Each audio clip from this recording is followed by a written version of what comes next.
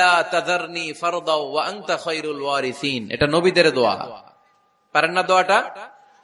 সবাই পড়েন আমার সাথে, রব্বি লা তাযারনি ফারদা ওয়া আনতা খায়রুল ওয়ারিসিন। এর মানে হলো, আল্লাহ আপনি আমারে নিঃসন্তান বানিয়ে এই দুনিয়ায় রাখবেন না, আপনি তো উত্তম উত্তরাধিকার তৈরিকারী, আপনি উত্তম সন্তান দানকারী, ঠিক কিনা? আল্লাহ তাআলা সন্তান দেন, এজন্য আপনি দোয়া করবেন, এই দোয়াগুলো পড়বেন। রব্বি হাবলি মিনাস সালিহিন, আমার সাথে সাথে আওয়াজ করে পড়েন, রব্বি হাবলি মিনাস সালিহিন। কেউ বাদ যাবেন না, আওয়াজ করে সবাই পড়ুন, রব্বি হাবলি মিনাস সালিহিন। এর অর্থ হচ্ছে, হে আল্লাহ আপনি আমাকে নেককার সন্তান দান করেন। আওয়াজ করে পড়েন আমিন। নেককার স্ত্রী, নেককার সন্তান আল্লাহর কাছে চাইতে হয় ভাইয়েরা, না চাইলে পাওয়া যায় না।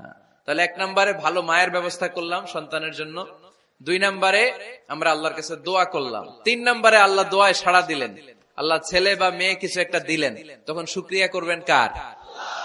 নাকি না শুকরি করবেন?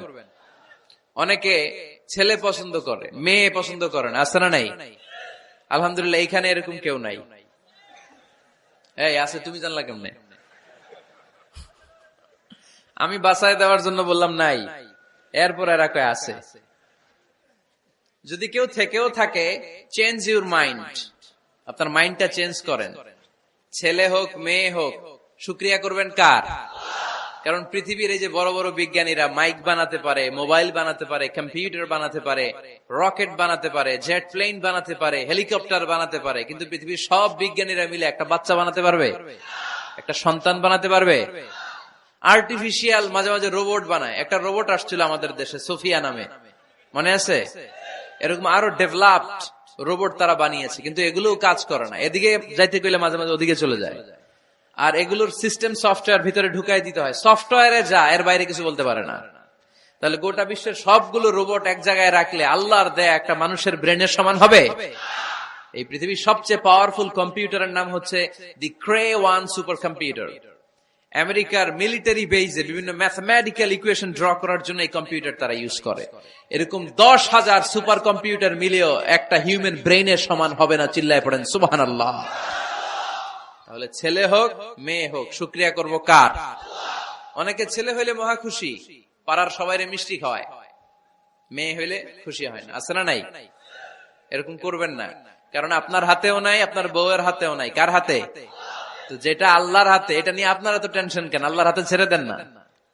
আবার অনেকে টানা ছেলে হইতেছে 1, 2, 3, 4, খালি দোয়া করে আল্লাহ একটা মেয়ে দাও, মেয়ে দাও। 5ম বারে হইছে আবার ছেলে, আছে? আবার অনেকের টানা মেয়ে হইতেছে, 5টা মেয়ে, খালি দোয়া করে আল্লাহ একটা ছেলে দাও। 6ষ্ঠ বারও হয়েছে মেয়ে। এটা আমার হাতেও নাই, আপনার হাতেও নাই, ডাক্তারের হাতেও নাই। কার হাতে? তো যারটা যার হাতে, হের হাতে ছেড়ে দেন। পারবেন নাকি না শুকরি করবেন? আল্লাহ বলে, খবরদার, দুনিয়ার সবাই অনেক কিছু বানাতে পারে, অনেক কিছু তৈরি করতে পারে, কিন্তু একটা সন্তান দিতে পারে না। তুমি 6টা ছেলে পাওয়ার কারণে নাশুকরি করো, মেয়ের জন্য আমার বিরুদ্ধে কথা বলো। এমন অনেক দম্পতি আছে 20 বছর কেঁদে কেঁদে জীবনটারে শেষ করে দিল। আমি এমন পরীক্ষায় ফেলেছি, একটা সন্তানও তাদের দেই নাই। আল্লাহ অনেকের কিছু দেন নাই। ছেলে দেয় কে? সবাই বলতে হবে, ছেলে দেয় কে? মেয়ে দেয় কে? ছেলে মেয়ে দুইটাই দেয় কে? আবার কাউরে ছেলেও দেন না, মেয়েও দেন না, তিনি কে? এজন্য তিনি বললেন, ইয়াহাবু লিমান ইয়াশাউ ইনাসা ওয়া ইয়াহাবু লিমান ইয়াশাউ যুকুর আও ইউযাওয়িজুহুম যুকরানা ওয়া ইনাসা ওয়া ইয়াজআলু মান ইয়াশাউ আকীমা ইন্নাহু আলীমুন কাদির। পড়েন সুবহানাল্লাহ। আল্লাহ রেখে বললেন, আমি এমন এক সত্তা, আমি যারে চাই তারে ছেলে দেই, যারে চাই তারে মেয়ে দেই, যারে চাই তারে ছেলেও দেই, মেয়েও দেই। আমি এমন এক সত্তা।